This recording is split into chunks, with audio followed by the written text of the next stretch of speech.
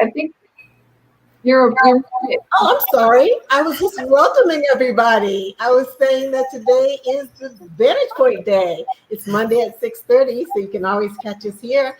And today we've got something a little bit different for you. Last week we had a really interesting show where we talked about some heavier, controversial subjects.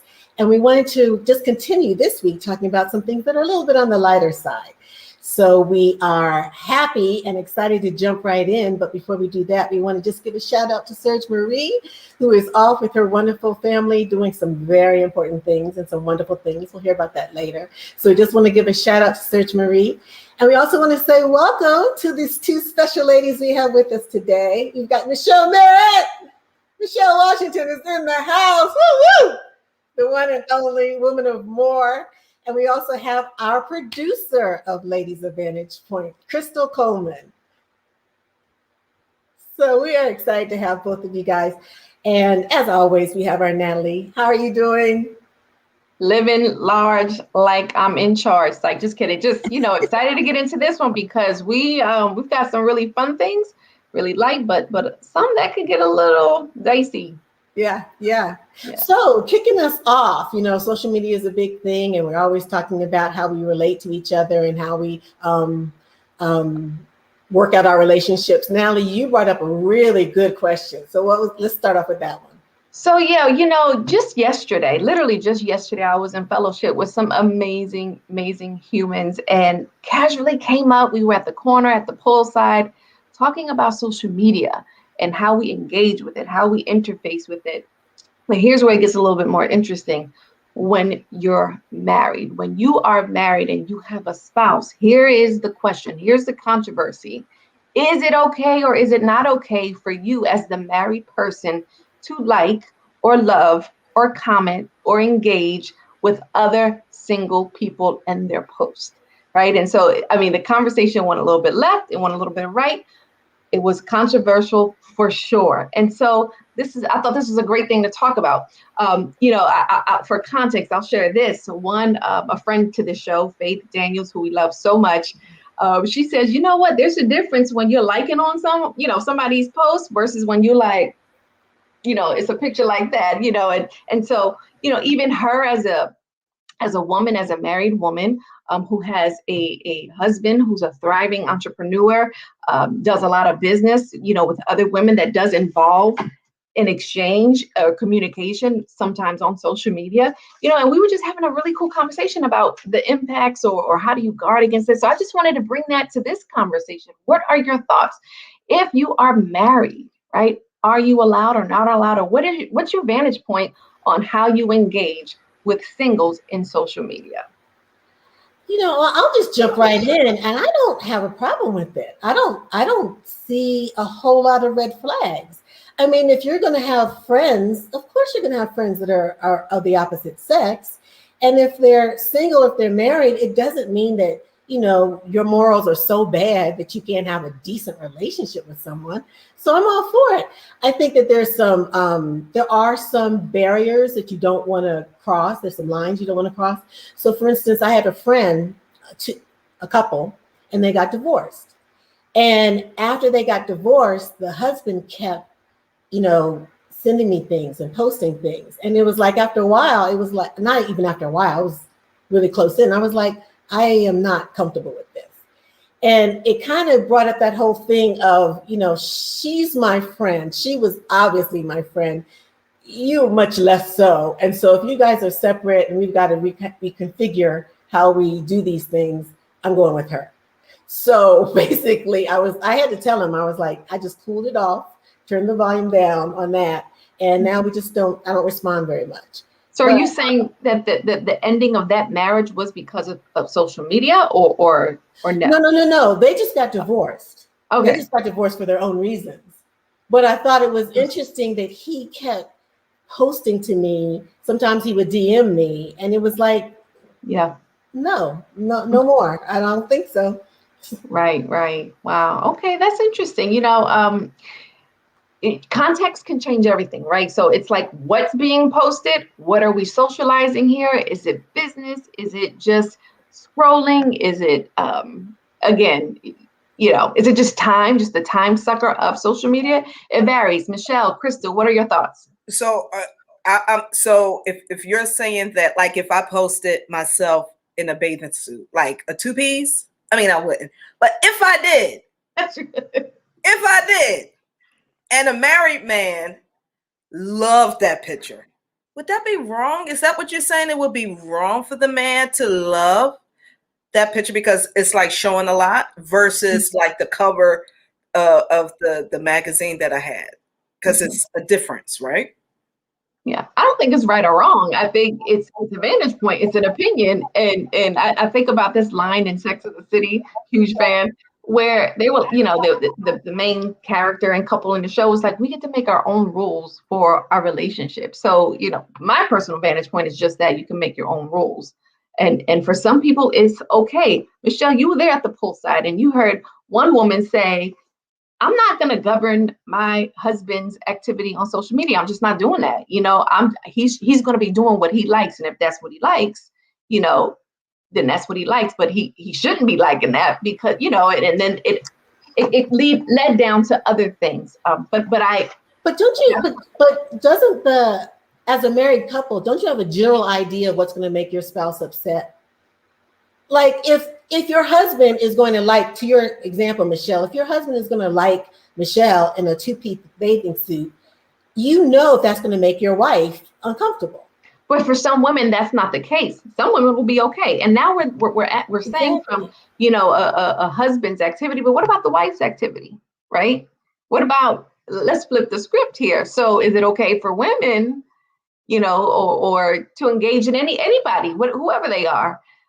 Whatever it is, we're making the assumption that they're sexualized images and posts, but it may not be, or it may, I don't know, it varies. Crystal, thoughts?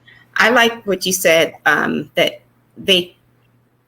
each couple needs to govern their own relationship. I don't think we can sit here and say it's wrong or it's not wrong. I feel like it's up to the couple. They know what rocks their boat and what, rocks their boat. So that's up to them. Yeah, for sure. Well, listen, I know this can get dicey. And again, these conversations are only interesting. Well, that's not true, but they become more interesting if you, our audience, engages in and let us know your thoughts. I do want to share this. I found a study. This is a study that was in UK about surviving divorce. And it says 1 in 7 married individuals have considered divorce because of social media activity. And it wasn't just about liking and just the activity, but it was also the time away from the spouse. There was one gentleman that I found, a blogger who shared that he got rid of his smartphone, went back to old school like BlackBerry or flip phone, which I didn't even know they still make BlackBerry. And people would make fun of him. Emojis wouldn't even come through on his phone. But he said he had to do that because he felt himself slipping away in his marriage. And that was a strategy that he used to protect, to guard, to fireproof his relationship. Here's something else. Social media has been linked to poor body image and depression, which can negatively impact any relationship, marital relationships, social relationships, work relationships, and so forth. So, again, can be controversial within the home or even in our conversations together, but that's our quick vantage point on social media and marriage. Yeah, wow, that's pretty impactful. And I applaud him for doing that, taking whatever measure was necessary to keep what's important together. So I applaud that. And like you were saying, Natalie, everyone can jump in on these topics. We're going to move really quickly through some other ones. So if you have a vantage point, either now live or even after the fact, we really want to hear from you. I'm going to switch directions for a quick second. And I want to ask you this question, because this came up with some family. We were talking recently. And the question was, do you ever reject a gift? Now, I know some people, their love language is receiving gifts. And so for them, they might be very sensitive to this. But I had two friends, and woman A gave both of us a gift. It was the same gift. And I remember receiving it and just thinking, well, thank you very much. I didn't particularly like the gift, but I just went ahead and received it. And the second person, she didn't very much like it either, and she gave it back. She was like, oh, no, thank you. I don't want that. And later on, it caused a little bit of a problem between my friends. And so I was just wanting to put that out there to you ladies and to everybody. What do you do about receiving gifts and giving gifts? Do you ever, is it ever a good time? I know Michelle wants to jump in right on this. Go ahead, Michelle. So y'all know my best friend, right? So one birthday, you know, we know exactly what we like. So she purchased a pair of shoes for me for my birthday. I wasn't part of her picking them out. But when I opened the box, clearly they were her style, not mine.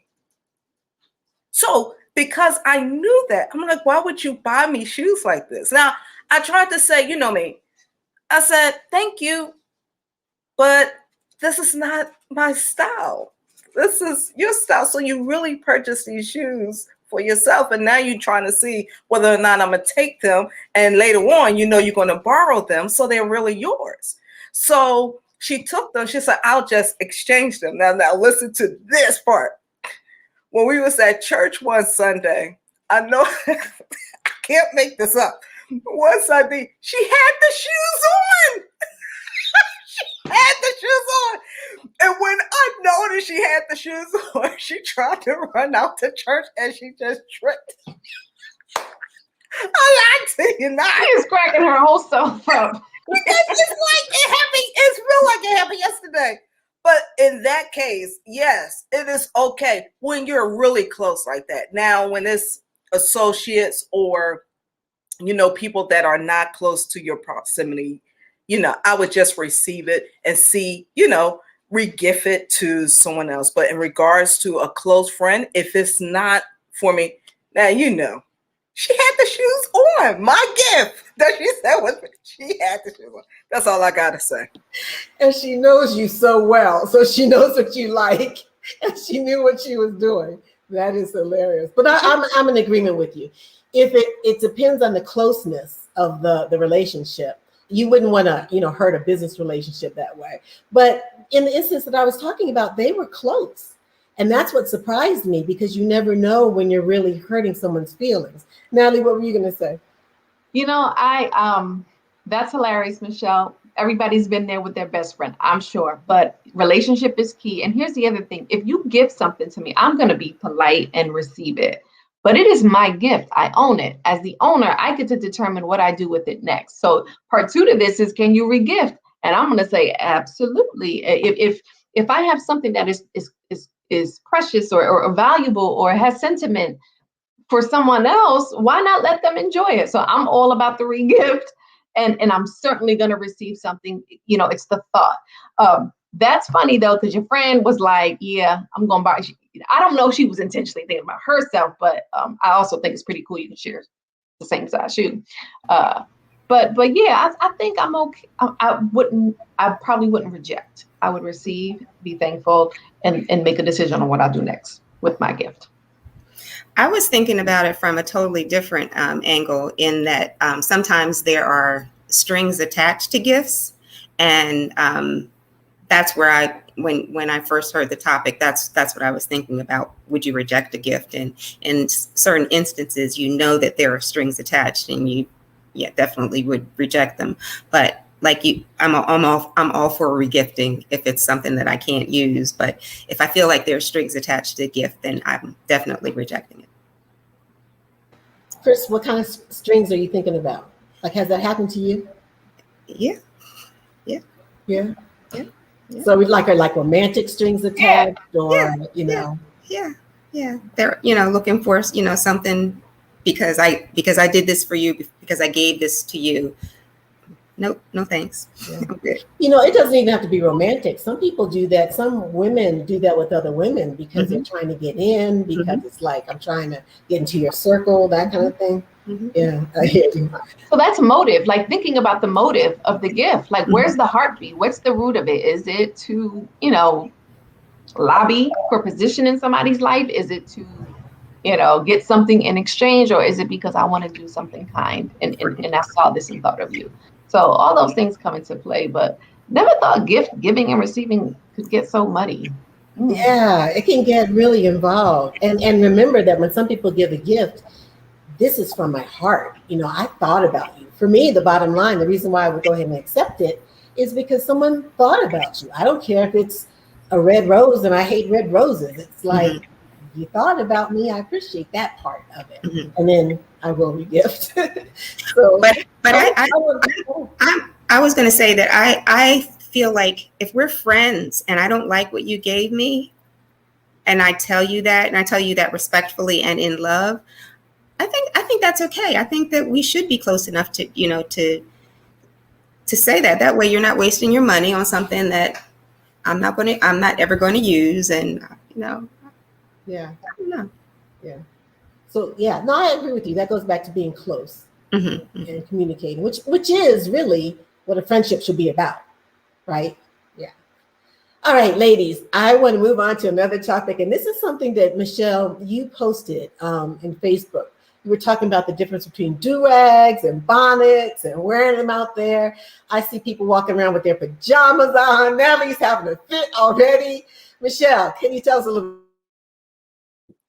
Well, you know, I understand, and it came from Monique, you know, addressing this, and I think she was absolutely right in regards to the way that we present ourselves, and she did it very well. You know, she wasn't bashing, she wasn't judging, she was just pretty much being an older woman about the situation and what she saw.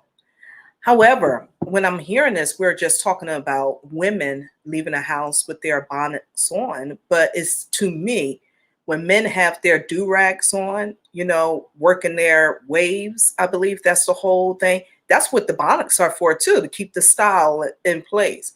But nobody talking about the men. It's, to me, it's the same thing. Just because it's not big and fluffy or colorful, because bonnets come in so many colors. I guess the do-rags too, but they're more solid colors. But nonetheless, how you present yourself is how you present yourself. And I believe that, you know, when society talks about it, they are talking about it in reference to women, not just the principle of it.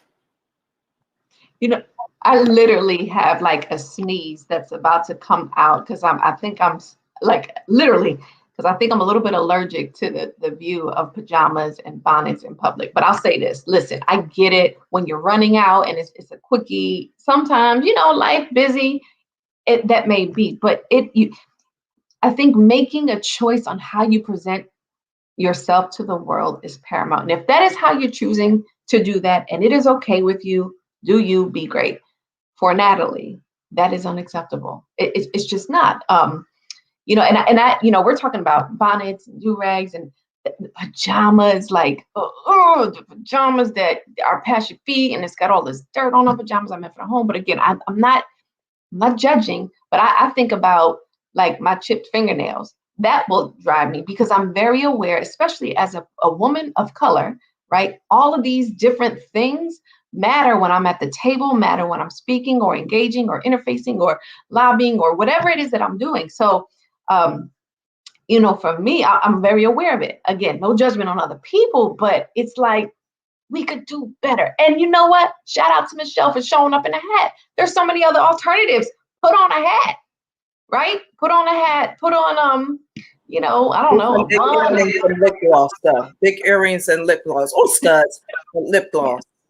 Right. And you know, I know that's not everybody's jam, but it's not so much about the bonnet. It's not so much about the do-rag or the pajamas. It's just, you know, what is it in you that you don't want to present your best? Again, you don't have to come out with your face laid and designer clothes, because that's not me. I'm an athleisure girl all day. But again, I am a little mindful of, you know, what I'm presenting out there. I have my moments too, trust me. I hear you. And, you know, you have to think too about people who just like, this is their best. You know, I think sometimes the way it's worded is you can do better, but sometimes you can't. This is your best. This is your best. And if that's the situation, then, you know, like my mother always said, I don't care if your clothes cost 200 or 2 cents, make it clean. Exactly. So as long as you're like presenting yourself.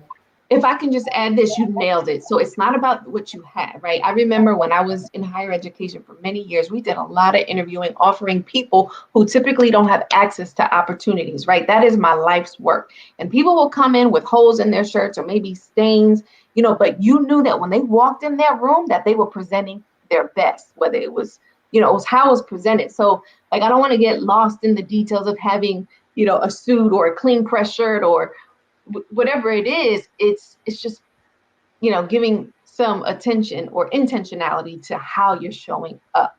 Yeah. Does that make sense? Yeah. Well, back to your original point about the do-rags versus the bonnets, the sexist undertone of, it'd be okay for men, but it's not okay for women. That's not okay with me. And just generally speaking, it's not so much the individual things, but it's the general slouchiness of it. I mean, there's casual, believe me, like you were saying, Matt, running to the store, there's casual, but there are degrees of casual. And to me, kind of at the lower rung, that's when you're like running around in your bedroom slippers. That's another one, that kind of thing. But, you got to do what you got to do. No judgment here. Crystal, you have anything to add? Okay, Crystal, the next topic we talk about, cannabis, huff, puff, or pass. There's about 18 states in the United States now that cannabis is totally legal, whether it's for medicinal reasons or not. There's about 4 or 5 states where it's totally illegal. And then there's everything in between based on medical, based on whether it's decriminalized. But Colorado is one of those states where it's legal. What do you guys think? Are you enjoying? Are you imbibing? Do you think it's great? Do you think it's awful? I just have a question. Is cannabis and CBD the same? Basically, for this conversation, yes. It is the same. Mm-hmm. So I have another question. So is cannabis like it's a plant base, right? Mm-hmm. Yes. And God created everything, right? Here we go. Then, well, this is what makes it controversial because people are going to say, "Look, this is a plant. It's all right." Hey, I hear you, Michelle. I'm going to pass, right? But if Puff Puff helps you, who am I? I mean, like especially if it's medicinal. I know someone who I love dearly, and when I tell you the Puff Puff, not necessarily the puff, but CBDs, the oils, and all this, it was really her quality of life changed significantly, and she lives in a state where it's legal, but. I got to go back to, legislation around, incarceration of people who are selling something that's medicinal. So if we are changing some legislation, can we look at some other things? We're talking about cannabis, but there are other things like alcohol, opioids, and so forth. But I think for the sake of this conversation, we're talking about something that's legal in some places and not legal in others. Well, that's exactly what I was thinking when you started talking, Michelle. I was like, well, opium, so many things are natural and they are just basically developed. So that kind of opens up the door for everything. Crystal, what are you thinking? Well, I think what's interesting about the legalization of cannabis is that you have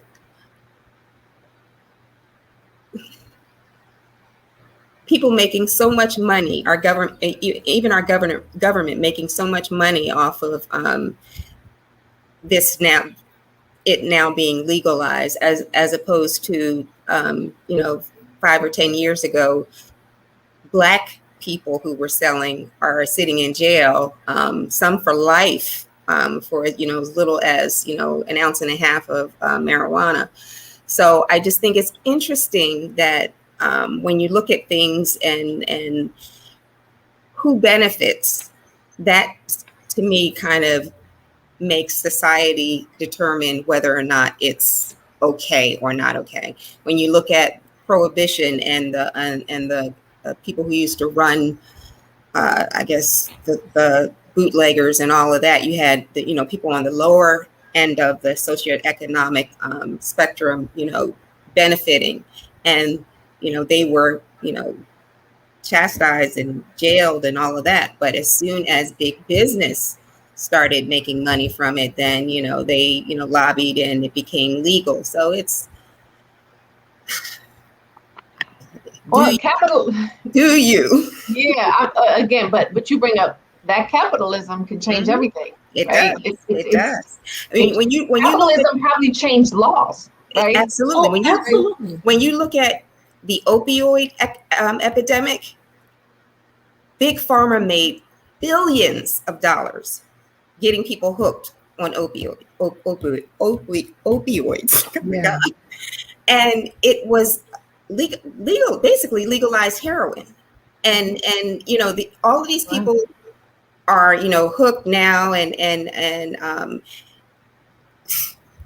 this is a plastic drug. This is man-made versus, marijuana. Like I heard somebody say, I've never heard of anybody overdosing on marijuana. Never. So. And to that point, that's interesting too, because there's a divide between drugs that are addictive and will completely ruin your life versus marijuana, which won't. What's the hypocrisy between that and coffee?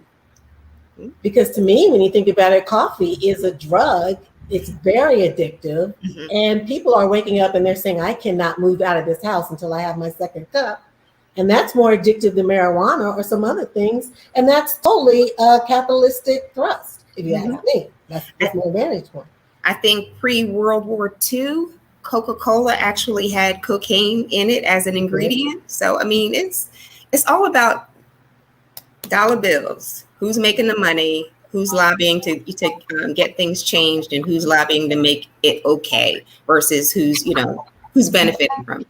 And if I could add, not just financially, but, let's not be slick here. There was a difference when when things were called heroin, and heroin all of a sudden is now an opioid, right? So, who's abusing these things or who's becoming victim of them, things change, right? So there's a big picture here to consider. Really, really big picture. We can go deep on that just alone, between capitalism. One point about that, I remember listening to Miles Monroe, one of his older videos, and he was talking about abuse, and he was talking about wine. He was talking about the different things that wine is good. The Bible says don't be drunk with it. He said abuse is the abnormal use of a thing. That's all it is, the abnormal, because we're going to people need drugs when they're getting surgery. They're in a place where it's structured or being prescribed to them the right way.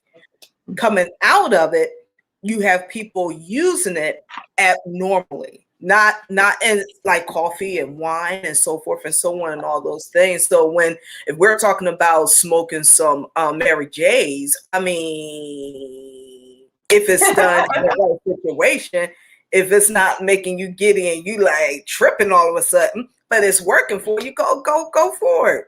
CBD, okay. No. I was thinking about that, but I was also thinking, are there limits with age? Because to your point, a lot of these things demand wisdom and they demand self-control. So would you say, okay, something that like wine, you have to have a certain age where you can drink alcohol and you can have alcohol? Should it be that there's a certain age where you can imbibe in certain things, maybe even marijuana, but for an adult, sure, far away. So real quick, where do we stand on this? Puff, puff, or pass? Michelle's puff, puff. Crystal's puff, puff. I'm gonna say puff, puff is cool for me. I'll pass, but again, I've seen the benefits and people's lives have changed. For the better. But with all things, I know I eat too much bacon sometimes. It's how we abuse stuff. I don't have a problem with it. And like you, I know someone whose life completely changed. And it was a game changer in her health. So I think there's a use for it, but in all things, moderation. All righty. Do we have time for one last? I don't think so. We're already at the half hour. I was going to suggest if you have some more, we could give the thumbs up for a quick fire. Let's do a quick fire. Okay, let's do it. We've got about 5 of these we can run through really quick. Tipping, mandatory or merit? Y'all better tip. Y'all better tip. I earned tips for a long time.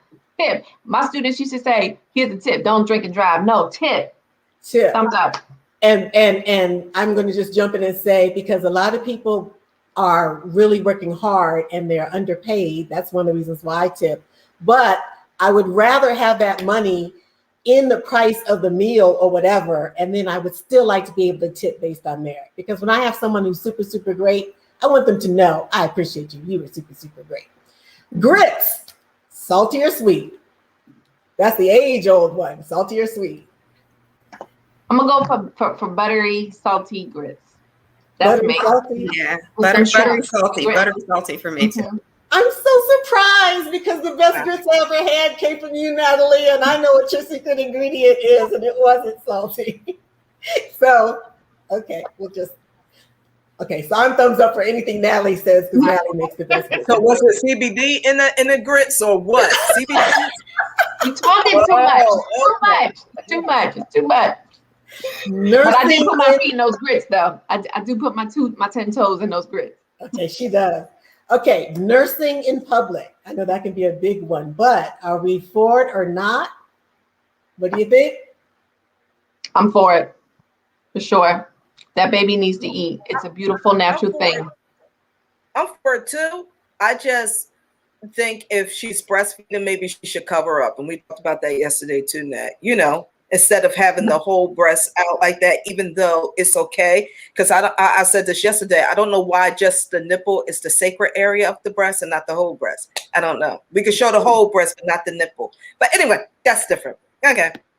I mean, we're like in the food court, like, boom, here it is, everybody. That's different. I mean, of course, you want to kind of cover up just a little bit, but listen, if that baby it has a moment, go for it. I mean, it's a beautiful thing. And if it bothers you, turn your head. But Natalie, you just said, of course, someone's going to do it in the right way. That's just the thing. Common sense is not common. Everybody has their own take on what's appropriate and what's right. And I nursed all 3 of my kids, and I remember with trepidation going out in public, like, what am I going to do when this kid gets hungry? So there are ways where you can very nicely do it. I know at work, there are different rooms people set aside to do it in. So the kids got to eat, the kids got to eat. I think it's natural, yes, but please, I would say, do it in the most respectful way, because there are a lot of other people, men, women, whomever, that can be triggered by it, can have a problem with it. Awesome. Wow. Any other rapid fires? Nope. All right. I think that's it. Well, listen, this was fun. Really interesting. You know, of everything that we said tonight, you know what sticks out the most? And of course, it was just said about maybe 30 seconds ago, but it was so good and should be a hashtag or a t-shirt or even a movement. Alexa says, common sense is not so common. Right. Anyhow, we are the ladies of Vantage Point. Michelle, Crystal, it's so fun to have you both on the screen with us. Sometimes you're behind the scenes. Thank you for your contributions today. And to our viewers, thank you for joining us. Listen, these conversations are always better when you join in. So add your comments. Be sure to like us on all our social media platforms. Once again, this is our Vantage Point. What's yours?